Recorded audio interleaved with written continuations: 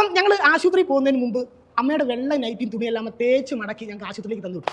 Government ആശുപത്രിയിൽ silent എഴുതി വെച്ച വാർഡിനെ തൃണവൽക്കരിച്ചു വിട്ടു. അവൾ ഒച്ചത്തിൽ തന്നെ പ്രസവിച്ചു.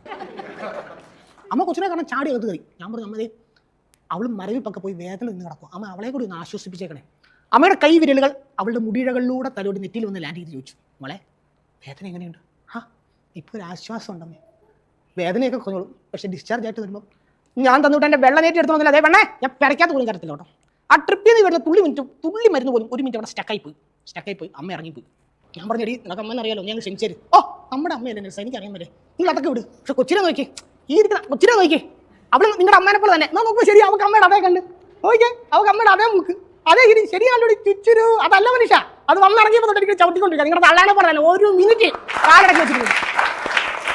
എൻ്റെ കംപ്ലീറ്റ് ബാലൻസും പോയി, അൺബാലൻസ് ആയി നിർനിമേഷനായി അവിടെ നിന്ന് പോയി. അതായത് എനിക്ക് ടൈം ട്രാവൽ ചെയ്യാൻ കഴിവുണ്ടായിരുന്നെങ്കിൽ ഒരു 8 വർഷം പുറകോട്ട് പോയിട്ട് എൻ്റെ സ്വന്തം കല്യാണം ഞാൻ തന്നെ മുടക്കിയേനെ.